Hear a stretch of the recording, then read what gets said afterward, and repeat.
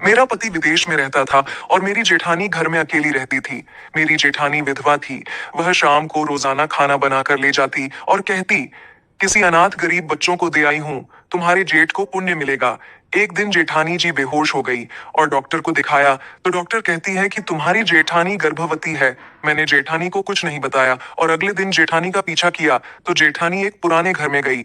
वहां जाकर जैसे ही दरवाजा खोला तो मेरी आंखें फटी की फटी रह गई, क्योंकि मेरी जेठानी, मैं अपने बुआ के घर में रहती थी। मेरे आगे पीछे कोई न था। बुआ ने जो पहले रिश्ता मेरे लिए आया उसके लिए हाँ कर दी और मुझे अपने घर से विदा कर दिया, क्योंकि उनकी अपनी बेटियां भी शादी के लिए बैठी हुई थीं। तो झटपट में मेरी शादी निपटा दी। मैं उनकी बेटियों से ज्यादा खूबसूरत थी, इसलिए बुआ को यह डर था कि कहीं अच्छे से अच्छा रिश्ता मेरे लिए ना आ जाए। इसलिए मेरे लिए जब पवन का रिश्ता आया तो बुआ ने फूफा के कान भरी और जल्दी जल्दी ऐसे शादी कर दी, मेरी जैसे मैं घर से भाग जाऊंगी। लेकिन मेरी किस्मत अच्छी थी कि मुझे इतना अच्छा पति मिला। मेरा पति बहुत ज्यादा अमीर नहीं था। उनको मेरी शादी होते ही पैसों की कमी का सामना करना पड़ गया था, क्योंकि मेरी शादी में अच्छा खासा खर्च हो गया था। मेरे पति ने शादी अच्छे तरीके से करने के लिए काफी कर्ज ले लिया था, इसलिए वह कर्ज उतारने के लिए उनको विदेश जाना पड़ा, ताकि वह कुछ पैसे कमा करके आ जाएं। कर्ज भी उतर जाएगा और अच्छे तरीके से गुजर बसर भी हो जाएंगी। उनके कामकाज पहले से ही बने हुए थे, इसलिए वह कमाने के लिए दुबई चले गए, जहां पर मेहनत मजदूरी करनी थी। उन्हें अब भी मेरी शादी को 1 महीने ही हुए थे, लेकिन मेरे पति विदेश से बाहर चले गए और मुझे बहुत अफसोस हो रहा था। मैंने अपने पति के साथ ज्यादा वक्त नहीं गुजारा था, जिसने मुझे कहा कि मैं जल्दी वापस आ जाऊंगा। थोड़ा सा सब्र करना पैसों की, पर परेशानी बहुत ज्यादा है। सिर्फ शादी ही नहीं, अपना घर बनाने के लिए भी कोशिश कर रहा हूँ, क्योंकि अभी हम किराए के घर में रहते हैं। क्या तुम नहीं चाहती है कि हमारा अपना घर हो? भाई के इलाज का कर्ज भी उतारना है। इस तरह की बातें करके पवन ने मेरी उदासी को दूर करने की कोशिश की, क्योंकि उसके जाने की खबर सुनकर मैं काफी दिनों से उदास थी। फिर मैंने सोचा कि वह ठीक ही कह रहे हैं, मुझे थोड़ा सा इंतजार करना होगा। इसके बाद जब हमारी आर्थिक स्थिति सही हो जाएगी तो हम एक खुशहाल जिंदगी की शुरुआत करेंगे अपने पति को। तो मैं देश से बाहर विदा कर दिया था, लेकिन अब इस घर में मैं और मेरी जेठानी रह गई थी। इस थोड़े से समय में मेरी जेठानी से ज्यादा बात नहीं हुई थी, क्योंकि मुझे पता था कि मेरे पास अपने पति के साथ वक्त गुजारने के लिए बहुत कम वक्त है। इसलिए शादी से लेकर अब तक का सारा समय दिन रात मैंने अपने पति के साथ गुजारे थे। अपनी जेठानी के साथ बैठने और बात करने का मुझे वक्त ही ना था, ना ही फिलहाल हाल कोई जरूरत थी। मैं तो बस उनको खाना बनाकर देती थी और वह चुपचाप खा लेती थी। मेरी जेठानी सारा दिन और सारी रात क्या करती रहती थी, मुझे उससे कोई मतलब नहीं था। लेकिन अब जबकि मेरे पति चले गए थे तो घर में मैं और मेरी जेठानी थी, इसलिए हम दोनों की थोड़ी बहुत बातचीत हो जाया करती थी। लेकिन मेरी जेठानी कुछ अजीब सी थी। वह आम जेठानियों की तरह न थी। काम न करने पर भी मुझे कुछ नहीं कहती थी, खामोशी से खुद काम कर लिया करती थी। मुझे अगर जागने में देर हो जाती तो नाश्ता बना दिया करती थी, मेरे मैले कुचले कपड़े धोने लग जाती। इन तमाम बातों से मुझे खुशी नहीं मिली थी, बल्कि गुस्सा आने लगा था।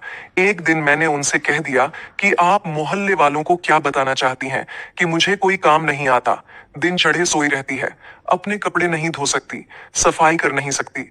दूसरे शब्दों में तो आप मुझे बदनाम करना चाहती हैं। मोहल्ले भर में मेरा इतना सा कहना था कि इसके बाद मेरी जेठानी ने किसी काम को हाथ तक नहीं लगाया। अब अगर पूरे हफ्ते भी मेरे कपड़े मैले कुचले पड़े रहते तो भी वह नहीं धोती थी। अगर मैं देर तक जागती थी तो चाय नाश्ता नहीं बनाती थी, सिर्फ वह अपने लिए बनाती थी। मुझे इस बात पर भी हैरानी हुई थी कि उन्होंने मुझसे कोई झगड़ा नहीं किया था, बल्कि खामोशी से सारे काम छोड़ दिए। फिर कुछ दिन के बाद एक अजीब सी बात होने लगी।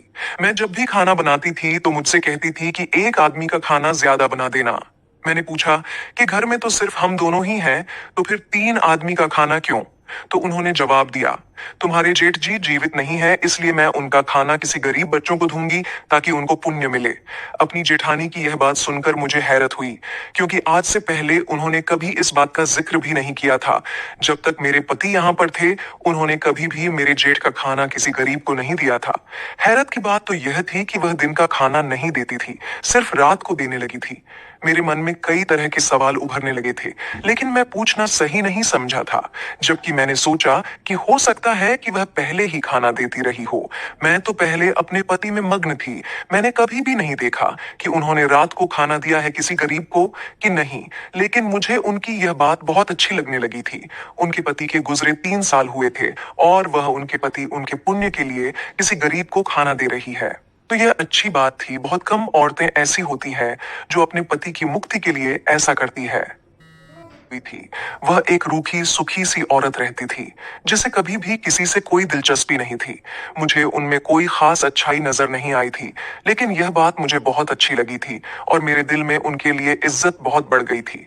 ऐसा इसलिए भी हुआ था कि मेरी नई नई शादी हुई थी और मुझे अपने पति से बहुत मोहब्बत थी और मैं उनको याद करती थी। मैं अपनी जेठानी का दर्द महसूस कर रही थी। मैं सोचती थी कि मैं अपने पति से इतनी मोहब्बत करती हूँ कि वह थोड़े समय के लिए मजबूरन देश से बाहर गए हैं, तो मेरा यह हाल है। हालांकि मुझे उम्मीद है कि वह वापस आ जाएंगे, लेकिन मेरी जेठानी के पति तो दुनिया से ही चले गए थे और उन्हें तो उम्मीद भी नहीं थी कि वह वापस आएंगे, ना ही उनकी कोई औलाद थी। इतनी बात सोचकर ही मेरा दिल डूबने लगा था और फिर मुझे मेरी जेठानी से हमदर्दी होती चली गई। और जो औरतें बिना वजह मेरे पति की बुराइयां करती थीं, मेरा उनके पास बैठने को भी दिल नहीं करता था। मेरी जेठानी रोज खाना लेकर घर से बाहर चली जाती थी और काफी देर तक बाहर ही रहती थी। यहाँ तक कि मुझे नींद आने लग जाती थी। मुझे जागना होता था क्योंकि मुझे अपनी जेठानी के लिए दरवाजा खोलना होता था। एक दिन परेशान होकर मैं अपनी जेठानी से कहा कि आप खाना देने तो जाती हैं, तो इतना देर क्यों लगती है? मैं जल्दी सोने की आदी हूँ, क्योंकि सुबह सवेरे ही पवन के फोन का वक्त होता है। मेरी जेठानी ने कहा कि गरीब बच्चों को खाना देने के बाद मैं पड़ोस में चली जाती हूँ, वहां बातें करती हूँ, इसलिए थोड़ी सी देर हो जाती है। आगे से तुम सो जाया करो और मेरी फिक्र छोड़ दो। मैं दरवाजे को बाहर से ताला लगाकर जाऊंगी और चाबी भी अपने पास रखूंगी। जेठानी की यह बात सुनकर मुझे सुकून सा आ गया था। मेरी समस्या का हल हो गया था। अब मैं बेफिक्र सी सो सकती थी। मेरे पति की वहां पर नाइट ड्यूटी थी, इसलिए वह रात में मुझसे बात नहीं करते थे और मैं जल्दी से सो जाया करती थी। हमारी बात सुबह को होती थी और उसके बाद कई दिन बार बार बात होती थी। मैंने सोचा कि जेठानी भी अकेली बोर होती है, इसलिए वह रोज पड़ोस की औरतों के घर जाकर बैठ जाती है। मुझे उनके जाने पर कोई ऐतराज नहीं था। न वह मेरे मामले में दखल देती थी और न मैं उसके मामले में। अब तो मैं खुद को खुशकिस्मत समझने लगी थी कि मुझे इतनी अच्छी जेठानी मिली है जो कि मुझे कुछ नहीं कहती। वरना शादी से पहले तो सबने सास और जेठानी का ऐसा रूप मेरे दिमाग में बना दिया था। मुझे बहुत डर लगता था कि न जाने मेरी जेठानी कैसी होगी। जिंदगी ऐसी ही चल रही थी कि एक दिन अचानक मुझे ऐसी खबर मिली जिसे सुनकर मेरे पैरों तले से जमीन खिसक गई थी और मैं जो इतने दिन से दिल ही दिल में अपनी जेठानी की तारीफ कर रही थी, उनमें मुझे एक ही पल में नफरत महसूस होने लगी थी। वास्तव में मेरी भोली भाली दिखने वाली जेठानी अंदर से इतनी शातिर होगी, मुझे मालूम ही नहीं था। मैं तो उन्हें इस कदर मासूम समझ रही थी कि जैसे वह पापों से बिल्कुल दूर रहने वाली औरत हो, लेकिन मुझे नहीं पता था कि उन्होंने अच्छाई की चादर ओढ़ रखी थी और जो हकीकत है वह उनके बिल्कुल विपरीत थी और बहुत ही खौफनाक। ये सब कैसे हो सकता है? मुझे विश्वास नहीं हो रहा था। यह हकीकत जानकर तो मैं बहुत परेशान हो गई थी और सोच रही थी मैं अपने पति को यह सब कुछ बता दूं। भला यह भी कोई बात बताने वाली थी जो मैं किसी को बताती तो मैं अपने आप में दोहराते हुए शर्मसार हो रही थी। भला मेरी विधवा जेठानी इस तरह से कैसे कर सकती है? लेकिन जब मैं गौर किया तो इतनी बुद्धि नहीं थी। मेरी जेठानी ने कहा था कि उसकी शादी जब हुई थी तो उनकी उम्र 17 साल थी। ये कोई हैरानी की बात नहीं थी, वाकई में ऐसा होता था। और अब मेरी जेठानी 33 साल से कुछ ऊपर ही होगी। लेकिन उनकी तबीयत अक्सर खराब होती थी लेकिन उनकी तबीयत अक्सर खराब रहती थी, जिसकी वजह से ऐसा महसूस होता था कि उन पर बुढ़ापा आ गया है। लेकिन कुछ दिन से मैंने यह भी देखा कि उनके चेहरे पर एक बार फिर से रौनक आने लगी थी। एक दिन अचानक मेरे सामने चक्कर खाकर गिर पड़ी तो मैं परेशान हो गई। मैंने उन्हें होश में लाने की पूरी कोशिश की और मेरी कोशिश करने पर वह जल्द ही होश में आ गई थी। मैंने उनसे पूछा कि आपको क्या हुआ है? तो उन्होंने कहा कि शायद मेरा ब्लड प्रेशर लो हो गया है।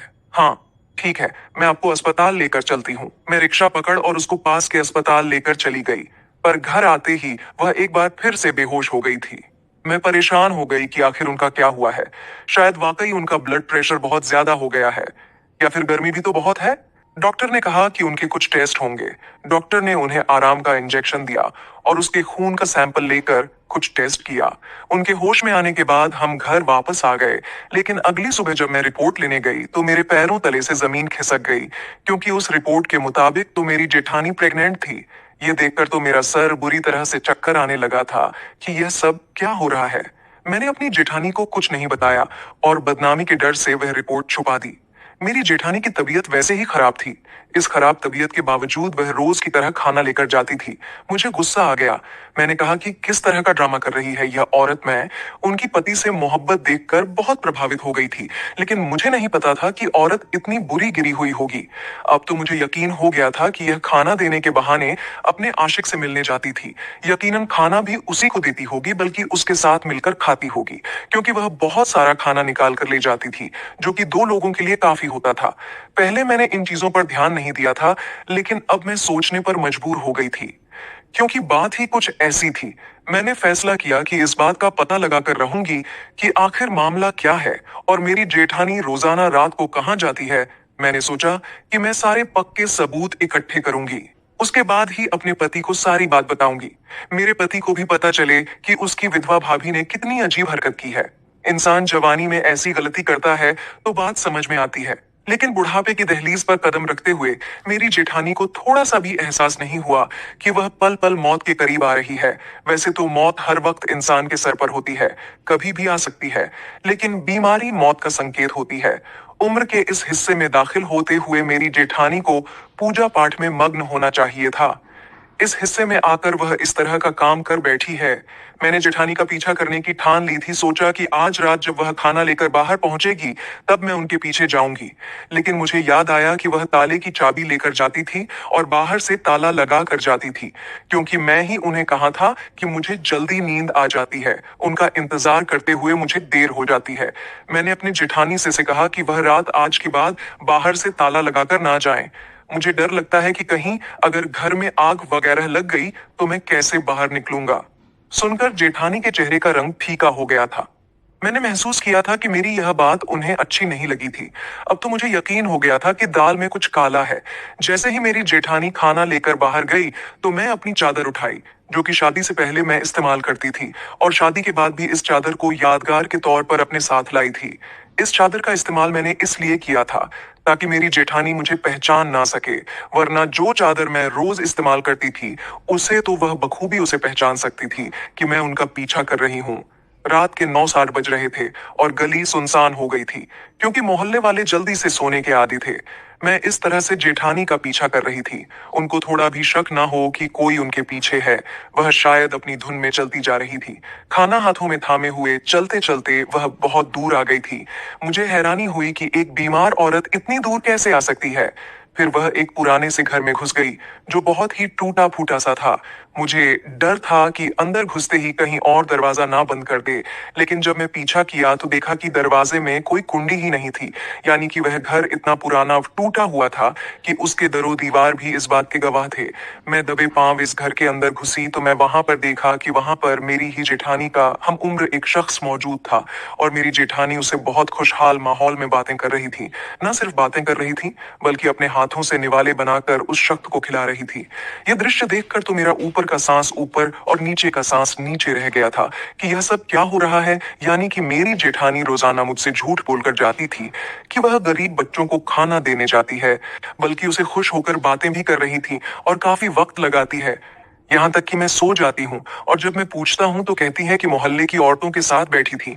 और मैं कितनी बेवकूफ थी कि मैं उनकी उन बातों पर ध्यान देना तो दूर की बात, कभी जेठानी पर जरा सा भी शक नहीं किया था। और मैं उसको एक अच्छी औरत समझती रही, जो अपने पति की वफादार है और उनके पुण्य के लिए खुद गली से बाहर आकर गरीबों को खाना देती है।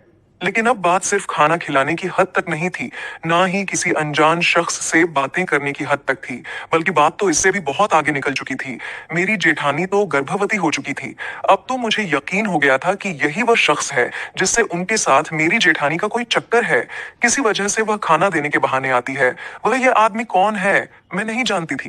पहले तो मेरा दिल किया कि मैं वहां जाकर उन दोनों के मुंह में उन्हें भला बुरा कहूं।